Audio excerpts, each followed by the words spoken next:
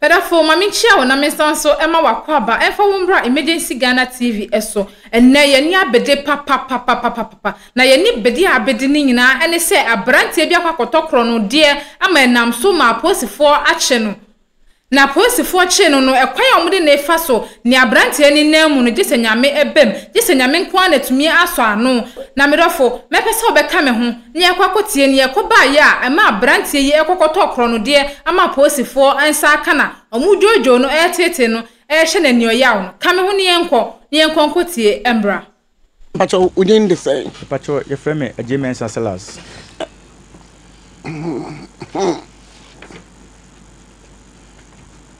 ajemen san silas me pacho ai ana ejeni moy ajeni mboatin pacho ma okay Naomi enso ni ha ho me pacho ai okay enipa num asa nine na wa ade asem pacho ma me pacho me dasi ewie nso machia atifo ya joso me pacho me wo goso da ja me di pa kakra me toka bi wana masisi na maton ape kakra e wo so enti ye wo ka dress association group a ye nyina ye wom enti me postu ka bi na one guy be friend no Emmanuel Anane o mo friend oboy ono so ye oton cars ni bi ti oba me ne ye nice transaction ti free ho no ye make friends e ma me se odubi beto me ka me ma no commission ono so nya bia ono so e be introduce ma me nti ma me 25th of December 2024 me ho na Emmanuel Anane friend me ka che me se Dr. B the car about omo garage ese oton Toyota RAV4 but a holiday nti obi ani sika ni se manage ho de a nka mema yen kan ho asem rewa sometimes na man bi nso kra request bi RAV4 no bi afiri ho asa ope bi ato but na me ni bi nti holiday nti jakoko clutch bi wo ye ho aja bi wo oboa me ko to ba na mfa so ba so a na eja ya che nti o ka se 2 billion na me ka se me ma no 1.8 ka be ne 2 billion pacho Toyota RAV4 registered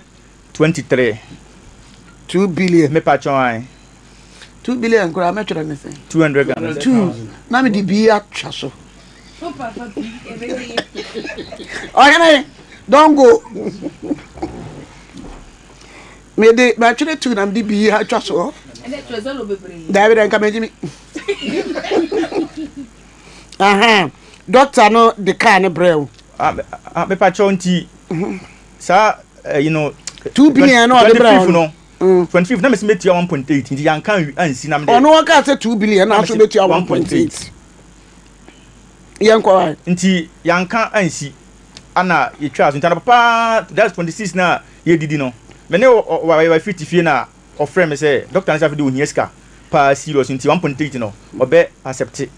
okay nti doctor your friend is saying Dr. Ajeni Mboatin aha ono ni din na sha no me pa chon okay ono now according to dealer no say oye adwuma oji okay nti ye buy me ne my wife nti me nyan nso ye nurse ni e wo kwada so a ye buy me pa chon Isaac Abeka ono say na me kan say o meja ye nti me ka kire obon class ko mo fa ka na mra na me ntopa turu mo no mo say o doctor no wo ye surgery 20 min fa ka na mago so na me pad nti me na wo say me tu na mo ba ye fa dropping be drew Sofulai to ka se yanko ni fie na me se da bi ni fie de okobome agi misika nti ya da se be share police station ana se open place doctor ya sam na wo me pa chon me dila no na me nyanya doctor number nti na me dila na communicate ti dila na sam na wo kai me pa chon no so obetu eska na so this kan ma na wo tu eska no dila na ya me dem man ona de car na send me okay nti ono so ton car na ma doctor man commission okay me so na ton me ma ono so commission na me nya hu doctor no dem ni doctor no contact yeah nti dana ka sesa de nhia wo Sofulai caterpillar fo no ho okay tie ko me nua ye ko gina wa na hu se dealer ne doctor no ana ni oba ko e de car ne bai ti abrowa car no kra bai just su sa onum no so obedum ja not no just na bat no kra anye nti esisu ana no afu esan ana ye kai o ka se air condition o ma ye adwuma na oboa enya adwuma o ye se fort bi anim even tape bomu nyina enya adwuma ana na hobon so enye am ka se 1.8 no kra no mintimi ese na maye ho adwuma ntimi tua 1.7 untimi dia obia menko mefie ana o mutu agina oni dira no tu na o se o wa accept am this kind of man accept 1.7 no billion me pa chon na me this kind of man no me say me documents way ana o se aw na o G kura oye adwuma sisia oye esedu bi ewo G wonti ono so firi oboase to wasreme papers ne de waja no boase nti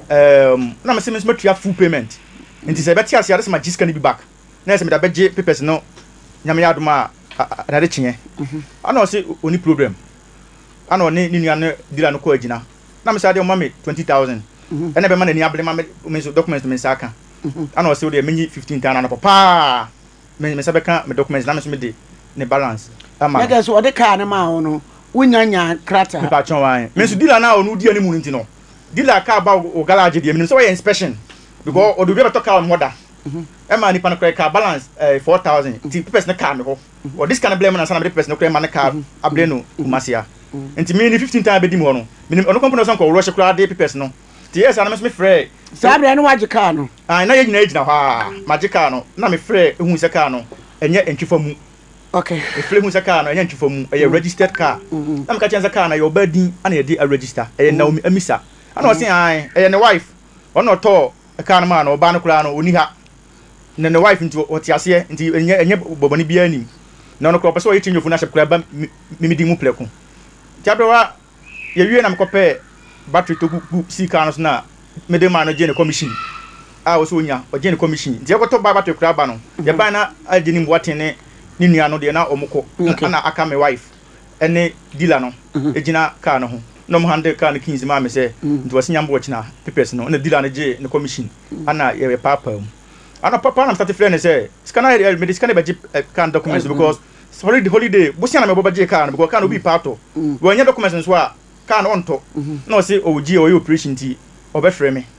abro me friend twice be 1 week still they be our stories no car say me osre me oboko leave be 2 weeks ntimi sama 2 weeks nka ho me nya tamma no afi me friend na on fa me call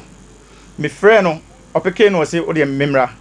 abro me ba ji ha me be du kumasia me friend doctor jini ma ampeke me call ntimi ko ji ho de car ne picture ene mine picture o mo say onya adwuma wa ha onya adwuma me busa me di 3 days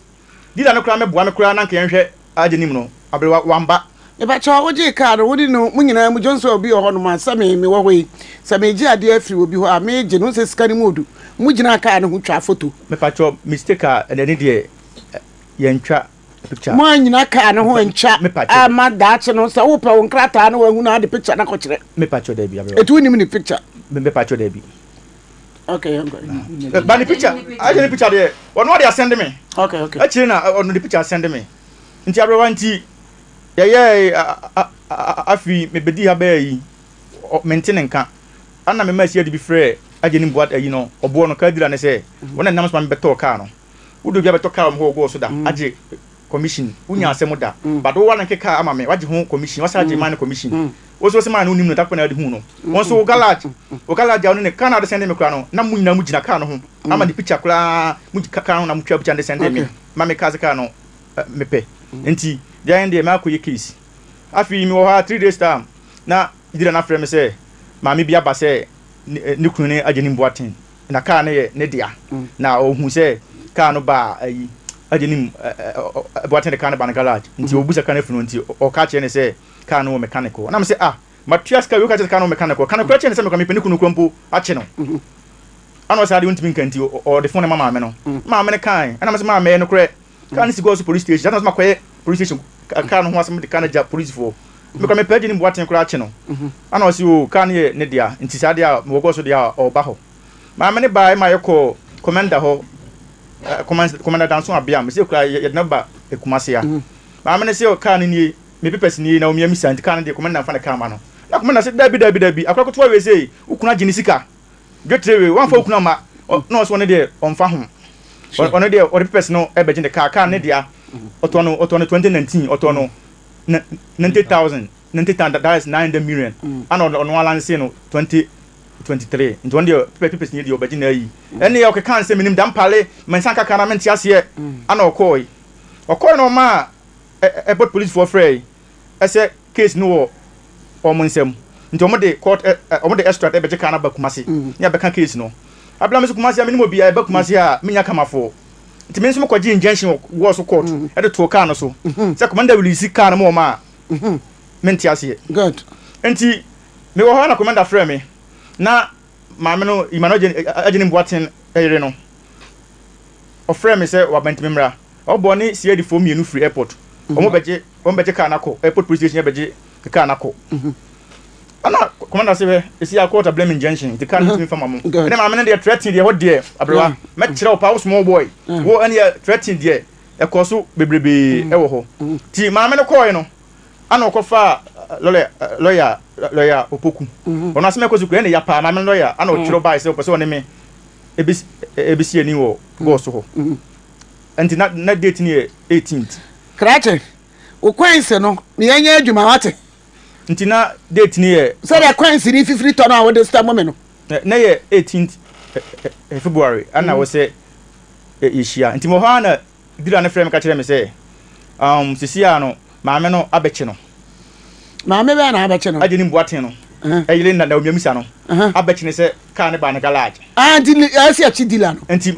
abrewa wa beche no nti bidin be 2 hours wo se ya beli no se onko hwe agye ni mboaten bra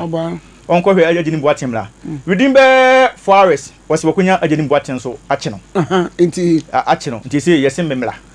ana me se mane de wo kan obi ne ton ka nti wo so no ndili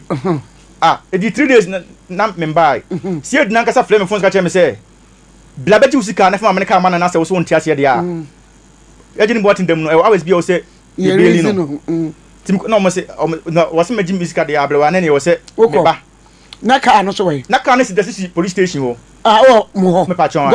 me pa chon god nti abla wa me bai me wife ni me nua bai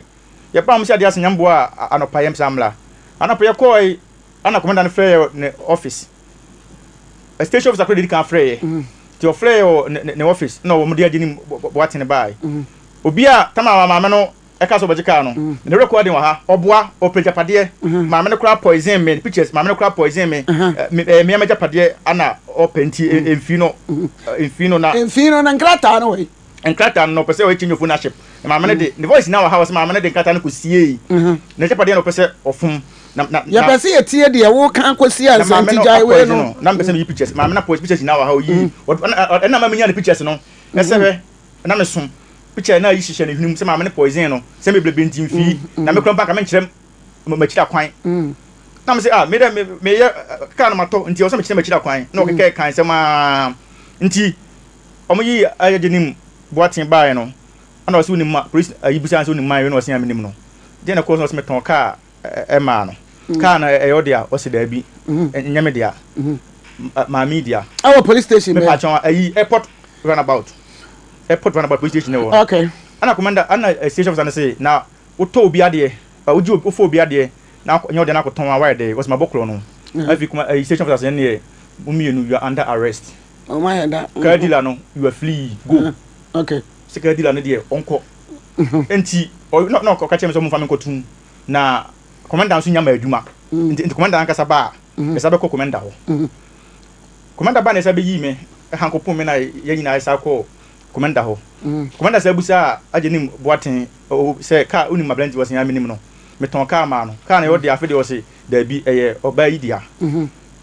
na for no so busa say na say wabok aton obi ade na say wabok no na commander ka say ne me under arrest me na ajenim boaten oh boy we flee ko ba bi ka dira no o flee no ha so kon ba bi ado na ye dem ko tum o da mu ame along me pa cho me dem ma de achi ye dem tum ana pa be na anyumre no ebo be 12 ana jenim boaten ya se o yale ana sie ni be yi no se odne hospital odne ba no pa 6 o'clock anum tie wi odne ba no pa 6 o'clock no ebo na ani asa be ya jenim boaten na me da so dam ti ma mi nyen ko fa lawyer mi ma mi nyen ko fa lawyer se de ko ne de because me dam no e ho na se shofa na ba ada na unti asen ko fa ka ne ma na yenjao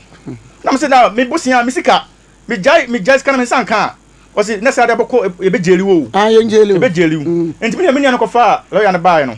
lawyer na ba ko ji case ni hwe no ana o se me ba manyini me emrantie bianka case ya twira fa wo ho no judge bia buku ya o be jeli ka na ne boye se no o ma fake ni se ka na ye 4 billion ana me matoka na 1.7 enti e dishonest receiving ti abo me enti me makasa no kokota anhwa ska de me ho be kire me enti ba ya me ma yen kasa na yɛn ka yɛ bɛfa so ma gye misika na me rezi car no e ma wo mo station officer so flame office the same thing nti ma me damu e ma ade a chen e bo anwumle be 5 ene kura na sana ye be beli me no me na misika wo mu no ye ma me wife mu fie wa bu akwa e fa dropping ma sie de ko hwe me wife mu fie ma se bia me kwa me nsa ma e ma makonta e de besensan enkrata ansana ablewa ye jame se me nkofa e car no mla nti me bedru gos no na ya yi no register no kra obo junction no eto so ma me no na okona papa yi me fe na na wofu se on tia se kra junction kra enfree no so e didn't know se o me yemisa I don't know o mun produce ajenim boatene ma nti no ka dem se me ntwan ofri ayeni ba ene ablewa ana papa na station officer afre me na car no fam na me se da me de car no be ba na me buy ma me to register no be yi court junction no afri so no nti 18th no duru ye no ana ma me lawyer no e buy ana me some lawyer no yina yekuna ivo itanase ana o me ese ska no o betua nti wo de menyi injunction nti fake case na me pija mensa na menyi injunction free so so obu chase ka wi asare ko injunction no na menyi injunction free so ase so obu chase ka so injunction no ablewa na o mo de me court so wa ha o mo ma no awo kumasi ase na o ma twema no asem e de me court it was true o mo de me court nti lawyer no be fake case ni no de ma twema me ho no se me ye kronfo djuma media no ka ma me to no 9 million no that was 2029 and the clock currently no 2.2 utimi nya ra for home use store 2.2 but I'm fake say 4 billion and me talk na 1.7 no nti dishonest receiving in some be no nti lo na ka cheme say court say na na ko hia ne kwankwan do bi na de obu ye ire da bi ni mu fi ana court pe ye be jeri me nti ma me ne ba ye wie ene masole me sofo ye say masole panyi wo say assembly man ye ne ma me nya ne tena ka anim ma me ne bo me kombo ko me fa me ho adwen say me hande car ma me ne wo ha ka me mama ya chi ni kunu no ni bedura ye ko ma me ada mi ntimi nya sa da mi ntimi nya sa da so mo boya ne ile na o me misa no car no wonu na etwi car no ana masole panyi etia ni mu na usika no we bi dia me pedise sika no we brain ye de ye aduma be sika no wo tia ma wanza no wo je car no abram pacho da bi police woni na wo ablewa me say court injunction na da so no aga no wo ma ho no ma metie sika na court injunction ya anyi why wo dia dia di si ukurom akwa si ukurom court ukurom police station wo was stand why ni sika no ama wo ma defo de ka na ba ha ba sika ablewa pacho sem da wo da mu nyina so e free bonto ablewa me pacho se man tia sansan bond na nkayem beli me e ma me san da bi o minim dia wo kana sa kwan si wura ka wanu tum ya ka sawa ha wo ka sawa nje mike be de si wanim dia me kan se ukurom aye ukurom ana police station bi aye police station e wo mu se ebi di kai ena bi di akire aya himfu kine ye so what did I be tell wo ukurom wo de ade na ba ukurom court so wo mu di injunction ato so eti di ehia no de na so ye otueska no asa so ba ho na wo asem bi kan ya dem wo kan e wa police fo no mu ho no ane court injunction fo no anim na wo ya dem wo mu ti ase a wa fa car no because car no kran grata ani so meba na wo nyi usika wa yan fasika na ma wa kwa dem wa tese usika na wa ya ma me pacho da bi o mati mu 20000 ha le tu ya ne yere no ene kura ayi 15 agesi yana o sende mame fonso ti asam na court me pacho da bi a police fo no mo wai ma bom ho ese airport run about we ni din me pacho ai apostle e be ho adwuma ya pone ya afo mu ko ma police fo mpanyimfo pa no ne ya mfra wa mo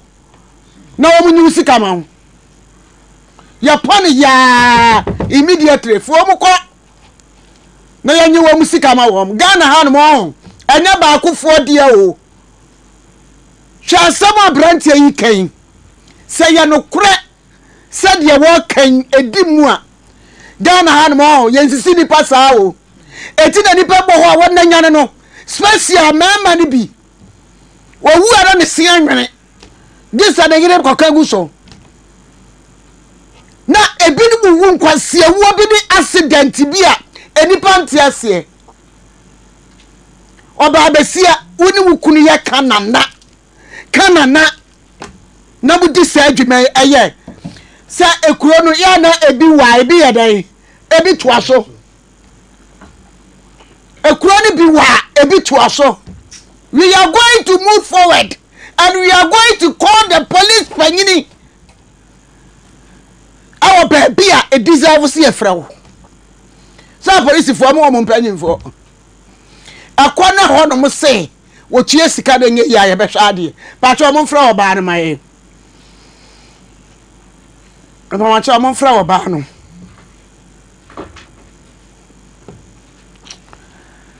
pa cho pipa ni pipa ni mo mfra kura mayen mo mfra mayen wutimi na say sa case we bi ba fia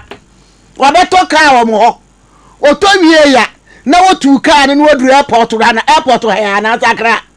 eno ya akra na kumase na ya se no kwa nke busa yie ni ye hunu se sa nu ma ne bi koso eno wodru airport na ba to se car ne ye se woto ye no ye se car na ere wo twefam ye sizi car no wo kwa akofa yi aba ba o se car na ere wo ja car na chi di kura kwa boso mi ensa entie mi ensa o se fie nan o ma fa car no kwa car ni si ho sister ni Friday say Vacho Naomi Emisa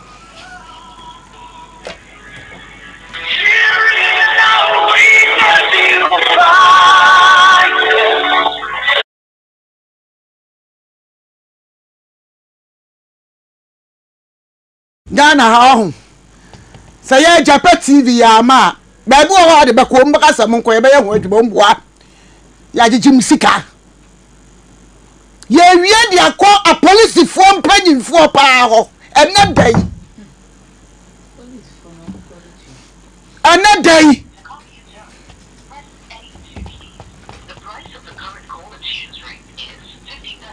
Nasa wuti fie na object sika da so fa ha de ko bia it is what hello Stan Naomi Sister Naomi hello Sister Naomi at say Sister Naomi at say hello Sister Naomi at say Sister Naomi Pacho amon fan shade we so nyem say we ni problem ohwefo ahaya Japan afutu so asisi sam de ade ba ko me kra chi pra no hello Sister Naomi what to say me pacho ya frame abrewa guy ni wokuma se Japan TV woni ma branti a ya fra no Ajemensa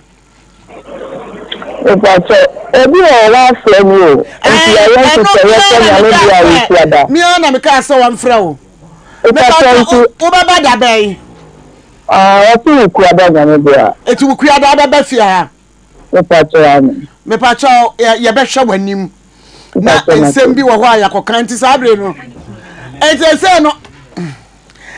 se no daddy wo ho doctor Pacho mi bi owo woni baby owo eti wo no ona tesa wo ba emaye because ono na chi esigare mebo a me Pacho mi chi esiko when a man 20 million Pacho mi chi esiko madam Emisa wo na wo send abrantia 200 million Pacho nyamia on send man was so na wo send Pacho ne nyamia na me send ma wo me Pacho ene ne nkasa me Pacho obete kan no kra no na mbo kan no ho ka bi almost 7,000 was sending mu 4,000 the camera me kwa de ache na no je car no na mbo kan no ma change screen reverse camera air condition aniti was sending ade channel sending mu 4,000 the mame and kwa me ka se so amenje no so we pepe 1,000 ka me ho okay wantua Okay. Enti dai me papa na ne kasa ya na o ka sika na kodokoto me papa accounts mu. Okay. Na wanya 20,000 e fele Okay. go ache. Okay. 26 December 2024 na August mu na o se betwe 20,000 pa e fele enti o pebi asa aka ho 3 months na bi onya bi nka ho ana papa ka se me man send ne fanya evidence enti nka do ko bank afi do frame ka cheme se ni kunu se ontim fancy papa eti wono na ne kasa onti twitwa so ma no musan question no onya no aha aha mama Naomi me pa cho enyo na oje me papa account number ese udiska no e kwotena account mu e pa cho no madam no so e fu so kasa e pa cho so no si ukuada ya bi adimo me ba ho round the e pa cho ukuada ye hwe wani na police for de da nchan a police for de ne da nchan me pa cho police for de da nchan ti wo de ye hia ukuada ofia okay nda se ya duru hanum no ndu ni fa nyame nhira Oshafo aha ye japa futuo so apostle ye wi a police fo no still a ode ne beko ansana ma mini case na badwada awase ye dia police fo no ye mu ko hunu sade ye mra esitie e wo Ghana ha awase ye ma police fo sa bibinom omu ye adwuma bi o ebinom ye ne komsa no on paper que on va faire quelque chose comme ça tu as compris Français. Oui. Quand tu fais ça. Non, c'est pas ça. On va aller là-bas. Pour dire. Maman, quoi? Non. Il voulait qu'il y ait dit quelque chose. Toi, tu n'es pas bon. Oui. Ah, regardez-moi ça. Aujourd'hui, c'est vendredi. On va faire le travail bien. Ici, mais pas attention. Obama de your French. Mais pas Janya good and yedin hakra. Yes. Number na ya de transaction na ye ageni mboaten number na dire ni na enim no. Me frɛ number na afi na kire. Case esi ni. Case no esi last year me fana say 8 months. Last year December, me fana say 8 months. So a police for no airport runabout. Me pa chon ai. Enti ageni mboaten no number na me nde kasa no. Me frɛ ya uma ibi na peke ye. Ndi me kra ka me bonu dua say wa hye na phone number no. Wo say bla, David wo hunu say na maami ofre enyo no. David maami de ono a ageni mboaten na nkasa. Number na o yusu. Ai ye ne ye transaction na me friend siso a no ye me kom star no. Me frɛ ya fi uma ibi na peke. Ka ye bonu dua kra no say bla, me ka bibia. Ageni mboaten ba me ho. Say no me ba, say no. Ba pay. Baby ya de wo kworo nya kasa bebrebe yo. Me pa cho. Tu as compris? Baby ya de wo kworo nya kasa bebrebe. Se nya ageni mboaten no. Wo ma ya da maami so onim no. Maami na sika ne ye ne dia. Maami na achia usika ama ho. Me bo ana. Me pa cho ai. Good. Etia police for na case ni ko wo mu nsem no. Wo mu ka kire wo say. Ya de wutu mu say ye beji sika say ya. Wo yi na ye kire ye no. Ya friend say ya de obi kokko to de ye kire no. Ya friend say docket no. Ucha photo no. Uko he docket no. Mpacho David. No. Oh yes, set docket no. I wasn't clear day. Uko he say Muslim de be kokko to a. Mo ma me real statement am tro ye. Na ka de wo phone na twa. No mo hu senya sa na me tro no. Atasi Ghana ha mo me enka no kra. Me tiwei. Me kan ne na me wun na utwa me ti a wo go. Me slow here. Wo mi sabe to asa mi slow here. Jinyankopon. Mapa mo me cheme nko. Me tiwei abrewa. Wo de me ko tumu a wo na mi ko wuo. Wo de me ko tumu na wuo na mi ko wu asawo. Ame ko da se la ko we pan no, me ko pan no me pe ko na beef. Dia me wi a me wintam. Tebe mi sroshi ginyankopon. Mo mi enka no kura. Na mo mi enya se ya ne kataso obu ho no mo a enipa ni mfani mu no ya kataso mu aso. A police for the bureau ho docket na mo kiro no. Ya na nya di pa na kiro. Statement. Everybody be called that court without say. Ya de na ko remand so no. Na asem no oni mo hye. Epinom kakra wo mu bedie. Koran kwafo ma wo mu demu. asuna sama omu kato omu soro asam ne nya nokre what is that papa wasam no eye 2 case ene yade wo kwa police fo mpanyimfo ho me patro kwa kan kwan police fo bi fa so adidi wo me patro kani nyina me patro after that Wednesday ma me no so beba no no so ye ne nya me patro court case close onuadofo ye wiase mu ayewo no esono bia ene na adwen nti sa wodwen papa na why den wadwen bone e de abata ho senka brante enim se sa kayi okwakoto isi ene de ne kwakodua enka wanto me hu yanka na aka achi okoto ade a aya to store mu na je receipt na make sure say we take pictures bibia dia dance say oto ade we e waso mesi ho make sure say ma security na tight e wo ho se ne be ya o chine bi no enkonkofa asem embrew medofo sisia no esan se oman yi moye shinti obia so aso ayehye we ne benya ne nyonko na odi isi no wafa na ade we ne benya we ya na ofa ne sei na ode okwakoton se ne be ya obenya bia kona no enti wo na wo so hia sa de kro no e wo se we ye careful se ne be ya obi enkonkoton kro no de enfa ma e ma enkonko ye police case ma ye nchi wo nkonkotum ye hye ye ho yie na ye make sure se ye be ma ya adwuma da ho se ne be ya obi entwi ye ndi obi enfa ye 6 ema medane ye 9 na enkonko ye police case ema ye ho enkonko kire ye medafo me de besia se for wafutuo me so me fa me de na me de tu me hofo na wo so wo de na tu hofo afei drop a comment no additional dia wo sua wo sa asem wenu fato comment section ho ma me na afei like video na share na subscribe se breni abere bia no ye de video foforo etuma won so won sa ka bi na mu afutuo no wo de tu hofo medafo me de besia se da se ne ye besan so ahia hyene so aha emergency Ghana TV na akosua de pa ene medin me ne mosonfo no me na meje adwa na me de dwumade e ba wakwem da se ne e besan so ene mo ahia biem abusua makram.